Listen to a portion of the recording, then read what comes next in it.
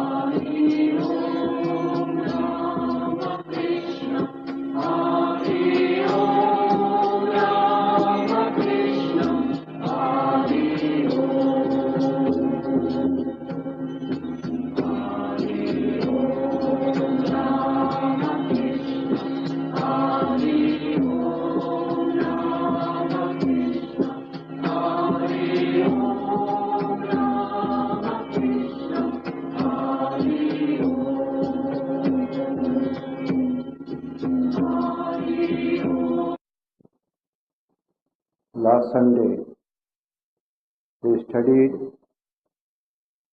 the 3 verses, 4th, 5th and 6th of the 7th chapter, which emphasized 2 factors in order to explain the human situation. One is the object, the other is the subject. One is the body, the other is the mind. And I quoted from modern neurologists who also proclaim today that with only a single factor, the body, they cannot explain human behavior. We need the second factor, namely the mind. In Shankara's commentary on these verses, we find he has used 2 words. One is called kshetra, the other is called kshetratnya. Later on in the 13th chapter, Krishna will deal with this subject, and the translation is beautiful. Kshetra means the field. Kshetratnya means the knower of the field. The field alone is not enough. Somebody who knows it. And the word field is today a very important word in nuclear physics. The whole world is a field of energy. The entire manifested universe is a field of energy. That field of energy is observed by an observer, a self, a consciousness. There you get that second factor, which is coming more and more into science. And I said in the next few decades, this investigation will become well established, that there is an observer along with the observed universe. And that observer is a unique entity. It is infinite in nature, but within the body it looks as very finite, very limited. That's why in the Upanishads they made the equation, Atman is Brahman. The Atman in you is the Atman of the universe. They are one and the same. Today's science will come to that conclusion when it begins to recognize the importance of the factor of consciousness, of mind in our experience. But that is coming slowly, steadily. Having said this, in the 4th and 5th and 6th verses, we go on to the 7th verse of the 7th chapter. Krishna makes a very great utterance there, which has inspired our Indian thinking. Krishna, identifying himself as that supreme reality. He uses the word I, therefore. I exist in all things. We can also say the truth is the same. We also exist. Only we don't know. That's all. We are limited. We are separate from each other. But Bhagavan can say that. Therefore he said, Matta parataram nanyat kinchidasti dhananjaya mai sarvamidam protam sutre manigana iva. A very profound verse. There is nothing higher than myself, that ultimate reality, infinite pure consciousness which we call Brahman. There is nothing parataram, superior, higher, nanyat, kinchidasti. There is nothing higher than that reality. That's why in the beginning of the chapter he had said, I am going to tell you the totality of reality. Nothing outside of it is there. That consists of these two factors, object, subject, or kshetra, kshetrajna, or body and mind as we say here, material universe, and the one who sees this universe, who knows this universe. Therefore, this unity is the ultimate. Beyond that there is nothing. Matta parataram nanyat kinchidasti dhananjaya. The next line is marvelous. Mai sarvamidam protam sutre manigana iva. The whole universe is strung in me like pearls in a string. A string runs through all the pearls to make a garland. You cannot see the string, you see the pearls. That is the Antaryami, the one that is in the heart of all things, extremely subtle, not visible to the senses as the pearls are, but the pearls are held together in the garland by that invisible thread of being. This is called the thread of being. Brahman means thread of being. This is the language we use. Sat. Sat is Brahman. Om Tat Sat. That is Brahman. That being runs through all this becoming. The world is called the world of becoming. That is being. So, my sarvamidam protam. Idam means this manifested universe. Sarvam entirely as a thread that runs through all the pearls to make a garland.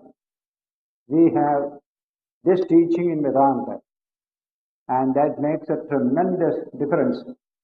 What you call the universality of outlook of Indian culture comes from this teaching. We can see a human being from the outside, his color, we can judge him from the color, or his stature, or many other variable attributes of the individual. They are all variable, but there is one invariable attribute of all individuals in the world. What is that? The thread that runs through all of them. There we are all one. So judge a person from that point of view. That came to India very early in our cultural history, the Vedic period. And the result is, they began to evaluate man not in terms of his variable externals, but in terms of that invariable internal reality of the self. Man is essentially the Atman. That is the basis of the universality of our culture and outlook. Throughout the ages, they produced outstanding sages and thinkers who upheld this idea of universality, not separateness. We are all separate from the sensory point of view. From deep down if you go, we are all one. That is the Advaitic vision that came to us very early in history, that made India a land of universal sympathy, a land of toleration and understanding. We cannot sufficiently thank these great sages who gave such a profound vision to a whole people belonging to not a tiny island, but a subcontinent of this great country. And today the world is seeking this very vision. We want that human vision, mankind awareness, not limited understanding of man. So Krishna's this statement is very, very important. Matta parataram nanyat kinchidasti dhananjaya mai sarvamidam protam. Mai, in me, sarvamidam protam. Sutre manigana iva. Mani means gem. Manigana iva. So many pieces of gem. They're all strung together in a garland. And the thread, sutra, means thread in Sanskrit. The Sutratman, divine reality is called Sutratman, Antaratman, Antaryami, the one inside all. We are all separate, but the thread unites all of us. It is just like in political language you will say, we are all separate, but as citizens of India, we are all one. That one republican status, we are citizens, that makes us all one. Otherwise, we are all separate. But the other is a universal vision. This was a profound discovery. You find it in the Upanishads. One of the great passages of the Brihadaranyaka Upanishad is on Bhagavan as the Antaryamin, the inner self of all, regulating everything from within. Take a cell. What regulates that cell? Something from within itself. We are trying to find out what is that something in genetics and all that. We say it is DNA, RNA, all that you can do. These are all what we call observable phenomena. But go still deeper if you can. You will really find nothing but the divine as the inner energy that manipulates the entire processes in that living cell, in this body, in this universe, everywhere. That is the one ultimate reality. That is the idea that in a small verse Krishna expresses here in the Brihadaranyaka Upanishad. It is a whole para. Yap prathivyam tishtan prathivyadantaro yam prithivina veda yasya prithvi shariram soyamatma antaryam yamritaha. Very majestic utterance. Yajnavalkya makes it there. He who exists in the earth, whom the earth does not know, whose body is the earth, who remaining in the earth regulates all the activities of the earth, that is the Antaryami, that is the immortal self. Every other aspect of the earth is mortal, but this one thing inside is the immortal dimension. Similarly, the example of Vayu or other things are taken. And finally, yes, sarvesha bhuteshu tishtan, that which exists in all beings, and then all beings do not know him, but who sitting within regulates all beings. So Yamatma Antaryami Amrita, that is this Atman, the Antaryami, the Amrita, the immortal one. That is the famous Antaryami Brahmana of the Brihadaranyaka Upanishad. Shankara's commentaries on these passages are marvelous. Such deep penetration you will find there, and such simple, beautiful Sanskrit prose. Here you see this statement, Mai sarvamidam protam, sutre, manigana iva. Nobody is outside the touch of the divine. Nobody is outside. That is the universal dimension of the ultimate reality. Everything is included in it. That's why good, bad, as well as sinners, saints, or the cosmos around you, they are all included in that primordial reality which we call Brahman, which is not some inert matter, as today's cosmology will say now. It is the principle of intelligence itself, principle of consciousness itself. Jnanam is its nature. Satyam, Jnanam, Anantam, Brahma. Taittiriya Upanishad will say, Brahman is Satyam, truth. Jnanam, consciousness. Anantam, infinity. That's the nature of Brahman, which is the primordial stuff of this universe. As the primordial stuff, it is there in every product of the universe manifestation, every product of cosmic evolution. The Atman is ever present, hidden, not openly visible to the sensory system. And it is the great function of human knowledge to seek out that hidden reality. We seek it out in the external world through physical science. We seek it out in man, in the body of man, through biology, through various departments of biology. But totality of the universe, when you come to the highest spiritual perception. Those who sages, who realize the truth, they are able to understand, yes, I see the same Atman in every being. Such statements are there, very, very impressive to read, as if a profound truth is being expounded without any kind of doubt that you get in the Shvetashvatara Upanishad. When a sage discovered this truth and he looked around, he found that infinite reality is there in every being. Then he said, Tvam Stri, Tvam Pumanasi, Tvam Kumara, Vatava Kumari, Tvam Jirno Dandena Vanchasi, Tvam Jato Bhavasi, Vishyato Mukhaha. Tvam Stri, thou art the woman. Tvam Pumanasi, thou art the man. Tvam, you are a child, a little Kumara, as well as Kumari, a boy or a girl. You are also that old man tottering on a stick. Tvam Jirno Dandena Vanchasi, Tvam Jato Bhavasi, Vishyato Mukha. You manifest in this universe in millions of forms. It is all you we find in all of them. That is the highest vision. The vision of the highest spiritual poetry you will find in one Mandukya, in Mundaka Upanishad passage. You will find this idea. This sage discovered that Atman within himself, and he looked out and found the same Atman everywhere. So he described it as Anandarupam Amrutam Yat Vibhadi, of the nature of infinite bliss, immortal, that manifests in everything in the world around you. This particular verse inspired poet Rabindranath Tagore, and in many of his writings you will find reference to this. It is a poetic, spiritual vision. The way of putting it is also the same.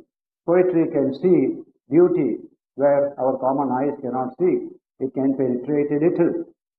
And the greater the poetry, more that penetration and more the beauty of expressing that experience. Ordinary people can see only gross things, prosaic events around them. But a poet can see much deeper. That's why the word Kavi in Sanskrit is the name also for God. God is described as Kavi. Kavi in the Gita itself, you will read it. Kavim Puranam Anushasitaram. God is a Kavi, the supreme poet. He can see far ahead. Krantadarshi is Shankara's definition of Kavi, who can see far ahead, who can see through a thing. That's called Kavi. And that's why we respect poets and their poetry. The higher the poet, the more deep is his penetration into human experience and the way he communicates the same thing. I often like that particular verse in English characterizing the greatness of Shakespeare. Why Shakespeare is so much respected. All over the world people study. Even now, after 500 years, we study him, we act his dramas, we quote his words. Some of the most precious expressions you get in Shakespearean literature. What is the speciality about Shakespeare? That is put into a small verse. It says, the poem hangs on the berry bush, when comes the poet's eye. If the poet eye comes, you can see on the berry bush also poetry. So the poem hangs on the berry bush, when comes the poet's eye. The street begins to masquerade when Shakespeare passes by. When you and I pass by, there is no poetry, there is no drama in nature. But when Shakespeare's eye falls upon a petty experience, it becomes high-class poetry. What a beautiful expression. So, we need to develop a little bit of that poetic vision. God is the supreme poet. And these poets have got a bit of that poetic vision of the divine. The greater the poet, the more he would have taken in that divine vision. This is what we have to understand. In India, we have always given high place to this kind of poets who can see far ahead. So, This idea that the Lord is present in all of us, in everything in this universe, as its inner self, and it manipulates everything in that by remaining there. No external force is acting upon it, but a force within itself, the divine itself. One of the most scientific ideas is explain any event from the nature of the thing itself, not invoke some external deity, external power. Just like something happens, a ghost has done it. In our superstitious way, we used to say like that. No scientist will accept it. See the thing itself. So the man is gone off his mind. So we study the nervous system, we study the brain, what is wrong there, and try to find out. Within the system itself, not something external. External influences are there, but you have to explain it in terms of how those influences introduce elements within the system, and then you study the system. Then it becomes a scientific explanation. Any external explanation is not scientific explanation. So we saw that everything ultimately can be explained in terms of that subtlest of reality, namely pure consciousness. A pure consciousness is present in everything, in the heart of things. That consciousness is functioning through various other agencies within that particular organism or particular object. But to see that consciousness, we have to go beyond our sensory level. No senses can ever reveal this truth that has been repeatedly said, and you cannot quantify that particular reality. Everything else can be quantified. Any material force or material object you can explain in terms of quantity, where mathematics has a part to play. But when you go to this particular reality of the self, quantification has absolutely no place there. Where the senses cannot go, quantity cannot become a criterion. This is Vedantic idea. Many scientists accept this idea today, and therefore tremendous advances are going on in various parts of Europe or America, Australia, to take science from the visible and the tangible to something that lies above. We know something is there. We don't know what it is. We want to discover it. That kind of effort is going on all over the world. And as I said last Sunday, every such effort and success in that effort only reconfirms what Vedanta has been holding on this subject for ages as a result of deep meditation. Going into the depth of the human spirit, they discovered this profound truth.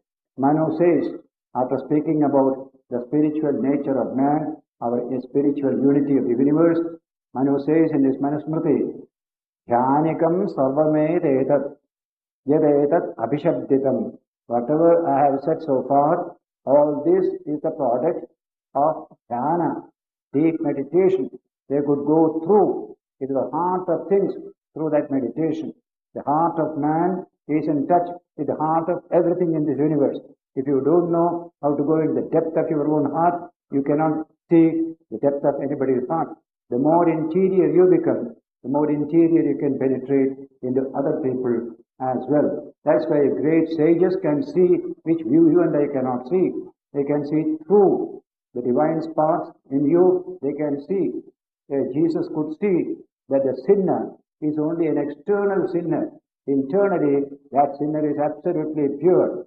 Her Atman is absolutely pure, ever free. He could see that. This is the language of philosophy and spirituality. Vedanta emphasizes this point again and again.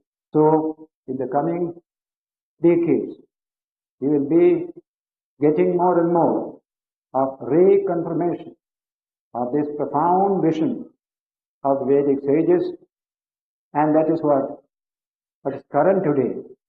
It never becomes old. It is always fresh. It is always fresh. Truth is never old. Truth is always fresh. If there is a dogma or a creed, that is sometimes thrown away as obsolete, not at all worthwhile, no currency value. But if it is a truth, it is always the same, universal. This is how the Vedas discovered some profound truths about man. When you speak of Veda, it means that a set of knowledge discovered by profound investigation into the heart of man. And they discovered these truths and they proclaimed it and they are still current. After 4,000-5,000 years, these truths are always there. We gave the name to it. The whole thing constitutes Sanatana Dharma, eternal Dharma, philosophy of the eternal, perennial philosophy, etc. That's the language we have used to designate this wonderful legacy from the past in this great country. Then Krishna goes on into the beautiful idea, in what way I am present everything in this universe. A few samples are given in this chapter. A few more are given in the 10th chapter. We call it Vibhuti Yoga. Bhagavan's Vibhuti. He is there, but he is also present in all the manifested universe. So a few samples of that presence is given in this chapter just now from verse 8. He says here, Rasoham apsa kavanteya prabhasmi shashi suryayoho pranavas sarva vedeshu shabdakhe pavrisham runu. I am the stupidity in water, rasa. In waters, I am the rasa, taste. Secondly, I am the radiance in the moon and the sun, that brilliance that is there. Prabha, Prabhasmi Shati Suryayo. Among all the Vedas, I am the Omkara, Pranava. Pranava Sarva Vedeshu. Shabda Khe, in Akasha, in space, and sound. Sound is propagated through the space and the sound there. Paurusham Nradu.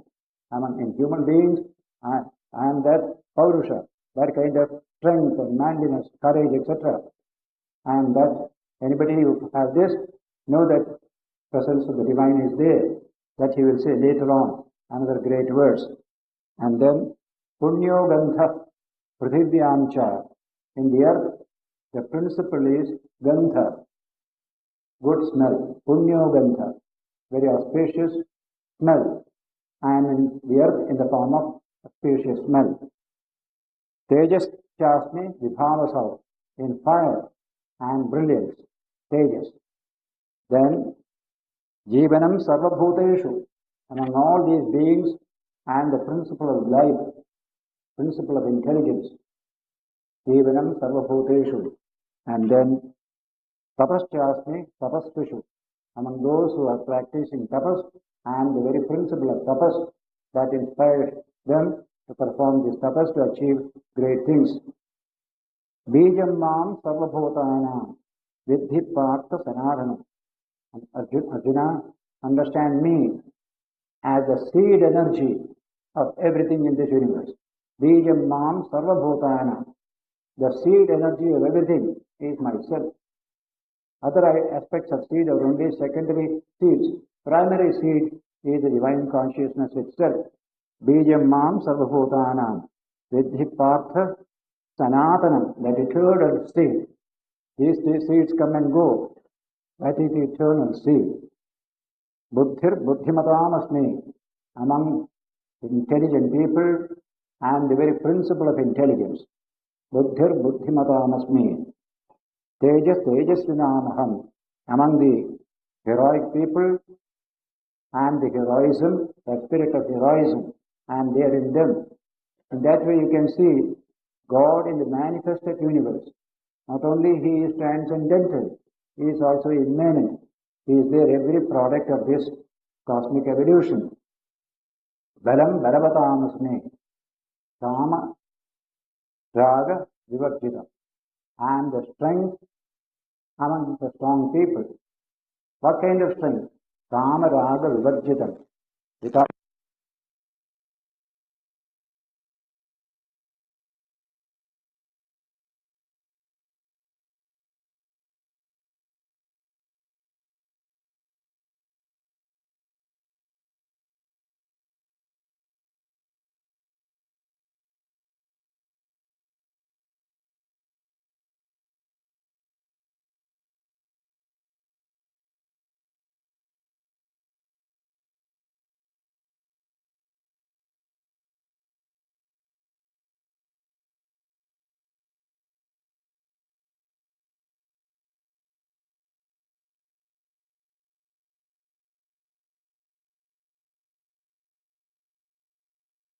Sarvadevadevī Sarvadevaya Sri Ramakrishna Swaha.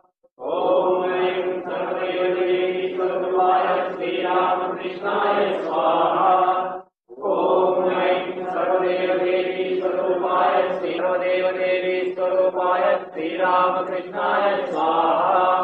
Om Aim Sarvadevadevī Sarvadevaya Sri Ramakrishna Swaha. Om Aim Sarvadevadevī Sarvadevaya Sri Ramakrishna.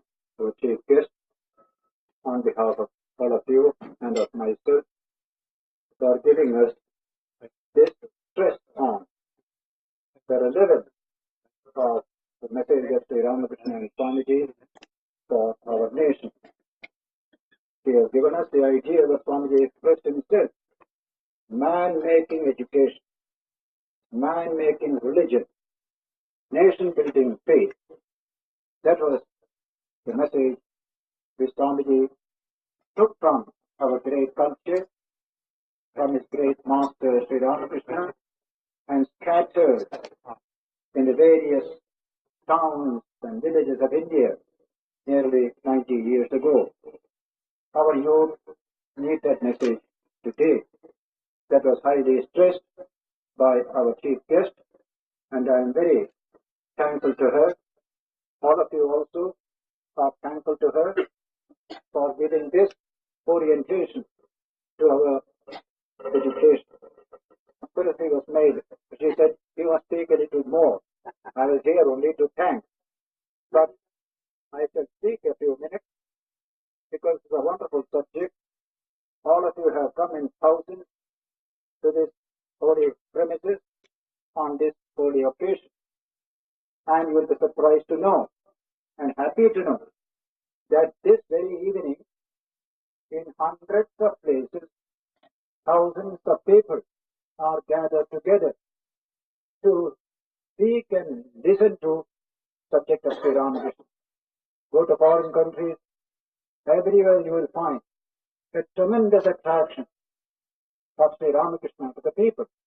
Just yesterday I was reading that weekly journal called The Week. There's a big cover up there. The message of Ramakrishna-Vivekananda spreading all over the world by itself. Nobody goes. The message spreads itself. I myself did not know all the details. South American countries, East European countries, Japan, all these writers is there. Now what is it that attracts all these people to Sri Ramakrishna? You ask that very one question. We have plenty of creeds, plenty of dogmas, plenty of beliefs, plenty of rituals. Ramakrishna never advocated any one of them. In fact, Ramakrishna said, praying to the Divine Mother, "Mother, let not a creed be expounded through my mouth." There is plenty of creed. By creed you don't change yourself. All of us are religious, but we see a type of religion today in the world and also in India, which can combine with a good deal of selfishness, wickedness, violence, everything. How can religion combine with all this? That's what we have today. The amount of evil, the amount of corruption, caste conflict, communal conflict, and lot of piety, lot of religion. That religion you won't get from Ramakrishna. But if you go to him, you will get pure religion, pure spirituality. What is that spirituality? That is the central teaching of Vedanta, Sanatana Dharma, and all the world religions. That in every one of us, there is a spiritual dimension. God is hidden in man. There is a profound truth of the spiritual dimension of every religion. Study Sufi writing, study the writings of Christian mystics, Buddhist, Hindu, every mystic has said that they discovered the divine in themselves. God is hidden in every human being. Sri Ramakrishna put it beautifully. Every jiva is Shiva. Service of the jiva is the worship of Shiva. That profound teaching was spread throughout the world by Swami Vivekananda. What does it mean to you and to me if there is divine spark present in all of us? That is a subject we must discuss and try to work out in life and character. Now there is so much of oil, below, Godavari, Krishna, basins, etc. But it was there till now. We never got it. We never became rich until you have the technology by which you bring up this oil, you don't get wealth at all. Similarly, there may be gods living in you and me, but unless I manifest it, I don't get any blessing out of it at all. That technique by which you manifest the divine within and develop a high character, that is the message you get from Sri Ramakrishna, Swami Vivekananda. Whatever rituals you like, you follow. Whatever religious ceremonies you like, you do. You go to temple, you go to church, you go to mosque, you go to anywhere. But ask one question every time you go to these holy places. Have I become better? Have I grown spiritually? That is what Sri Ramakrishna stresses all the time. There is a spiritual growth in mind. Out of that will come high character. Out of that will come work efficiency. Out of that will come tremendous spirit of service. All these evils which the governor referred to, why are they there? We have no character. We have no humanistic feeling. We are self-centered. Therefore, all these are there. But once we develop our high humanistic attitude, develop high character energy, all these evils in society will be simply brushed aside. That development of man must come to us today. We just develop that capacity to handle the evils in society. Today we don't have the capacity. We are so self-centered. We are having what you call the crudest materialism which the world has ever seen now practiced in India. Even Western materialism is far better than our materialism. They have, along with materialism, a concern for man, a spirit of duty, punctuality, efficiency. We don't have all those things. That is the crudest materialism today. And yet, plenty of piety, plenty of religiosity. When Ramakrishna says in one of his teachings, beware of the showy, pious person. In that language in Bengali, he says, those who put tulsi in the ear, beware of him. He's a dangerous man, he says. He is showing off his religion. He has no character. He has no real love for man. So Ramakrishna said this, beware of the one who put tulsi in the ear. Why did he say so? We have plenty of such people. So a religion, noisy religion, no character, no humanistic concern. Why should these evils remain in India? Because we are not good human beings. We are only candidates to humanity. One great French writer said, we are not men. We are candidates to humanity. We have to become men in the true sense of the term. That is the message you get from Ramakrishna, Vivekananda, and the Holy Mother. You may belong to any religion, any sect, any sampradaya. You may be without religion, atheist, agnostic, but character, humanistic feelings are universal. The spirit of service is the most universal religion. That is where Swami Vivekananda gives you a profound message, and that message came to him from Sri Ramakrishna himself. Love and serve every person. Don't ask any question about his caste or creed or sect. That development must come in this great country, and it will come. Ramakrishna did not come just for like a tourist coming to a country. He had a tremendous mission. He had a tremendous vision of human greatness. That has to be translated into living form, not only in India, but also in all parts of the world. And you'll be extremely happy to know how thousands of people read a few pages from Ramakrishna and feel so elevated, so strengthened. This is going on all over the world. I go every year abroad and I see what tremendous inspiration comes to people through reading Ramakrishna Vivekananda. In that article in the Week magazine, you will find there, we go to churches in England, all are empty. Nobody comes there because they are not interested in the creed and dogma that is given to people. But they go to Ramakrishna. They read a book of Ramakrishna's teachings. They find wonderful.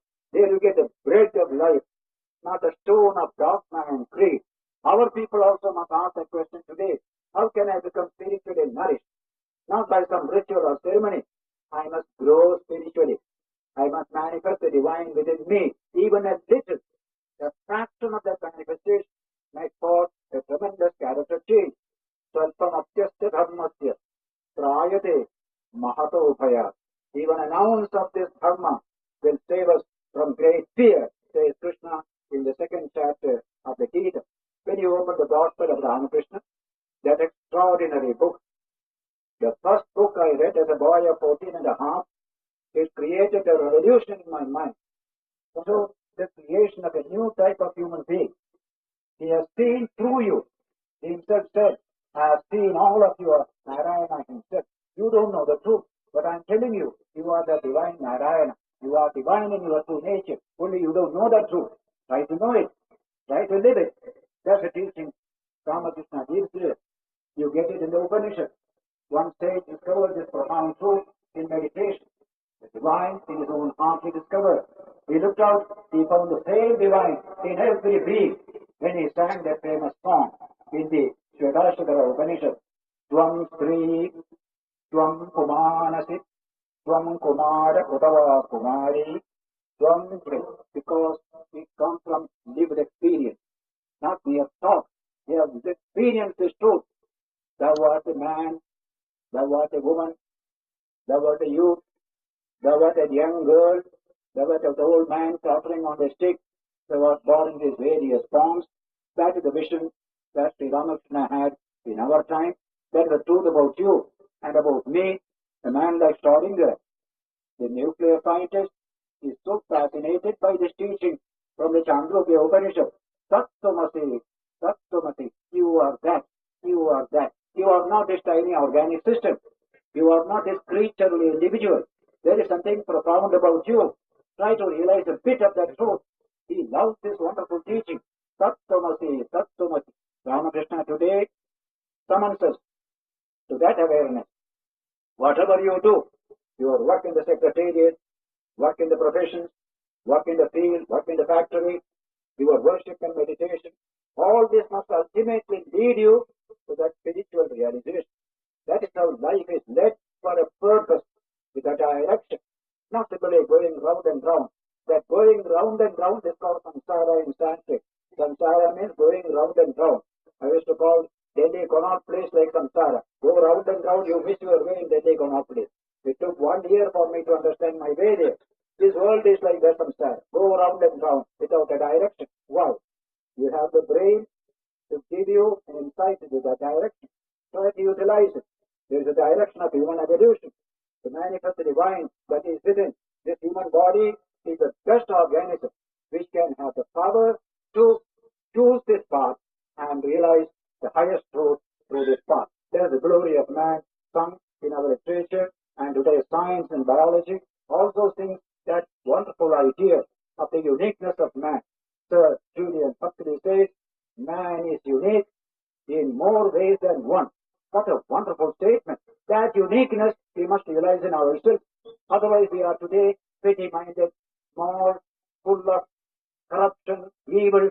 For 5 rupees we will do any mischief in this country. I have never seen such evil going on all over India today. Why? Man has been devalued by himself. He doesn't know his own value. He will sell it himself for 1 rupee. That rupee is greater than myself. This will be reversed by Ramakrishna. He will put value on you. You are the supreme focus of value. Money is your servant, not you the servant of the money. That attitude will come to the nation. Then we can set fire to all the evils of poverty, backwardness, and this illiteracy, and all those oppressions going on in various segments of society. That strengthening of the human individual is the work of Sri Ramakrishna and Swamiji. It's a beautiful saying of Swamiji. With that, I conclude my speech. It was in the lecture in Kumbhakonam in 1897. Teach yourself, teach everyone this real nature. Call upon the sleeping soul and see how it awakes. Power will come, glory will come, purity will come, goodness will come. Everything great and excellent will come when this sleeping soul is roused to self-conscious activity. That is the message our people need from childhood onwards today. The literature of Ramakrishna-Vivekananda and the Holy Mother is a literature of strength, a literature of broad-mindedness. No communal and class distinction can ever remain when you are interested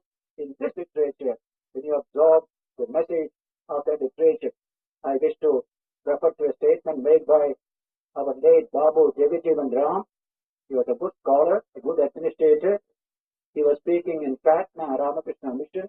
I was also there at Ramakrishna's birthday. The secretary introduced him that Babu Jagajeevan Ram is the Defense Minister of India. He has come from Delhi. We are very thankful to him for coming to Patna to address our celebration. Babu Jagajeevan Ram got up and he said, let me correct what the secretary has told about me. I have not come here as the Defense Minister of India. I have come here to pay my humble tribute, my Shraddhanjali to this great teacher, Sri Ramakrishna. After saying this, he said one more sentence that went deep into my heart. I have quoted it in many lectures in foreign countries also. Jagajeevan said, in Hindi he said at that time, it is my firm conviction that if the teachings of Ramakrishna are spread throughout the world, no country will need a defense minister like me to protect that country there. Yes, Udile Brahme Pranashtathai, that famous Qazi Nasrul Islam, Bengal revolutionary poet. In that poem, Ramakrishna said, O Ramakrishna, you have brought the memory of Satya Yuga in this Kali Yuga. Satya Yuga Punya Sruti Kalite Anile Tumi Tapas. Then he said, you saw God and worshipped him with equal faith in temple, church and mosque. That is why your life is a wonderful citadel of pure love and the whole world is at your feet. This is the language used by Qazi Nasrul Islam. That is the birthday here, and we have had wonderful programs throughout the day, and now we will have the most beautiful program for which many of us have come to hear our Queen of Songs, Srimati M.S. Subbalakshmi.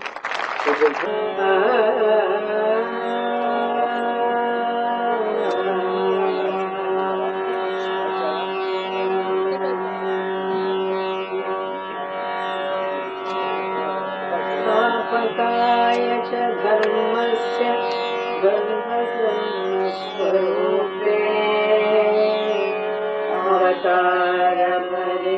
अवतारपरिष्ठाय रामकृष्णाय ते नमः। स्थापकाय च धर्मस्य सर्वधर्मस्वरूपिणे अवतारपरिष्ठाय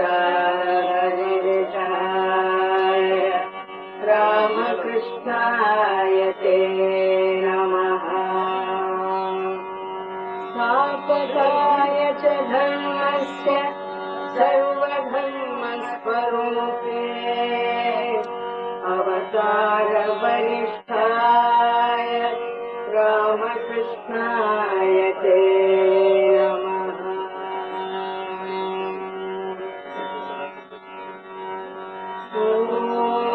नमः प्रणवार्थाय